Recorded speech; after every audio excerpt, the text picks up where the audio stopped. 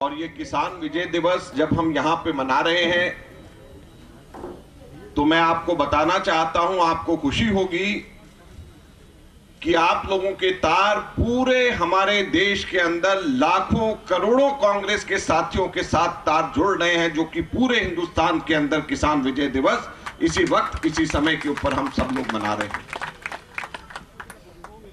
और ये दुतात्रा जी ने सही कहा कि ये किसान विजय दिवस किसानों की विजय है, किसानों की जीत है, उनके संघर्ष की जीत है। जो 700 से अधिक किसान शहीद हुए हैं, उनकी शहादत के ऊपर फूल एक तरीके से चढ़ाया जा रहा है, ये उनकी जीत है। उनको नमन करते हुए हम ये जीत मना रहे हैं। साथियों, मैं आपको याद दिलाना चाहता हूं, 14 जनवरी को राहुल गांधी जी ने पंजाब की यात्रा करी, ट्रैक्टर के ऊपर गए, वहां के किसानों से मुलाकात करी और एक बयान उन्होंने दिया जो ऐतिहासिक बन गया। राहुल गांधी जी ने कहा कि मेरी बात नोट कर लें आप, और नोट कर लें मेरी बात कि सरकार को मजबूर होना पड़ेगा कि ये तीनों काले कानूनों को वापस लिया जाए। ये 14 जनवरी आज से लगभग 9-10 महीने पहले राहुल गांधी जी ने कहा और अब जाकर के ये सच हो रही। लेकिन और फिर लेकिन सरकार की मंशा के ऊपर अभी भी हमें मुझे कम से कम संदेह, और वो मैं आपको बताता हूं। सरकार ने ये कोई खुशी खुशी काले कानून वापस लेने की घोषणा भी सिर्फ घोषणा हुई है। वापस लेने की घोषणा केवल किसानों के खुश करने के लिए केवल नहीं किया, सिर्फ और सिर्फ आगे आने वाले जो चुनाव उत्तर प्रदेश के अंदर और पंजाब के अंदर है उसके दबाव में किया है। लिहाजा हमको बहुत ही चौकन्ना और सजग रहने की जरूरत है। कांग्रेस पार्टी को हमेशा इन सब चीजों के ऊपर सजग और चौकन्ना रहने की जरूरत है, क्योंकि इन लोगों की मंशा साफ नहीं है, इन लोगों की नीयत साफ नहीं है, और ये कभी भी किसान समर्थक हो ही नहीं सकते। ये केवल बड़े बड़े मित्र पूंजीपति समर्थक हैं, ये किसान समर्थक कभी नहीं हो सकते। और मैं ये क्यों कह रहा हूं, आप लोगों के सामने 2-4 छोटी बातें तथ्य रखना चाहता हूं।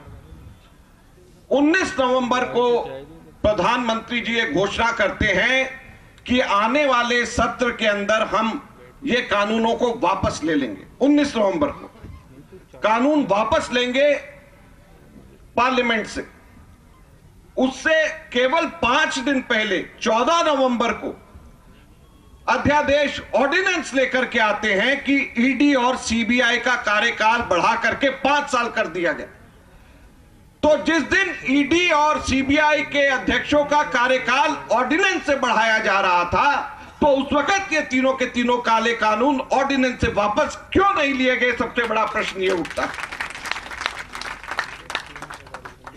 ईडी और सीबीआई के हेड्स का कार्यकाल बढ़ाने के लिए ऑर्डिनेंस और किसानों के काले कानून वापस लेने की केवल मात्र घोषणा सबसे बड़ा संदेह और सबसे बड़ा प्रश्न चिन्ह खड़ा करता है।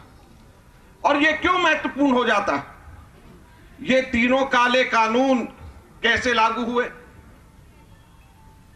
ये तीनों काले कानून जून 2020 से लागू हुए। ये तीनों काले कानून जून 2020 में अध्यादेश ऑर्डिनेंस के माध्यम से लागू हुए, पार्लियामेंट के बिल और पार्लियामेंट के एक्ट से लागू नहीं हुए। तो जो काले कानून ऑर्डिनेंस और अध्यादेश के माध्यम से लागू हो सकते हैं, वो काले कानून ऑर्डिनेंस और अध्यादेश से वापस क्यों नहीं हो सकते? आज सबसे बड़ा प्रश्न चिन्ह ये उठता है। और इसलिए हम कहते हैं कि लागू तो ऑर्डिनेंस से, और वापस आप पार्लियामेंट में चर्चा की बात करते हैं।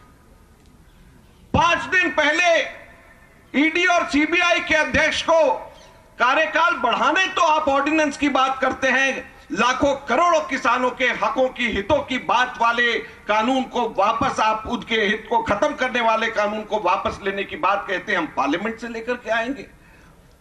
तो ये जो बातें, जो ये कार्य कर रहे हैं, हम लोगों को एक एक कदम के ऊपर इनकी नजर है। और मैं ये आज कहना चाहता हूं भाजपा के नेताओं को, प्रधानमंत्री जी को, कि कांग्रेस पार्टी का इतिहास उठा करके देख लें, हमारे राहुल गांधी जी का इतिहास उठा करके देख लें। जहां पर भी किसानों के हितों पे वार होगा, राहुल गांधी जी के नेतृत्व में कांग्रेस पार्टी सड़क में, संसद के अंदर हर तरीके से आपके खिलाफ में उतर करके किसानों के हितों के अंदर उनकी लड़ाई लड़ने के लिए तैयार रहेगी। हम पीछे हटने वाले नहीं हैं। यही कहने के लिए आज कांग्रेस के तमाम साथी आज पूरे देश भर के अंदर सड़क के ऊपर उतर रहे हैं। हम ये विजय दिवस जरूर मना रहे हैं, लेकिन साथ में ये भी हम कह रहे हैं कि हम आगे के लिए चौकन्ने रहेंगे, ध्यान से रहेंगे। अगर कहीं पर भी किसान के हितों पे वार होगा तो कांग्रेस पार्टी का एक एक कार्यकर्ता खड़े होकर के सड़क पे लड़ेगा और किसानों के हितों की रक्षा करेगा। धन्यवाद। जय हिंद, जय भारत।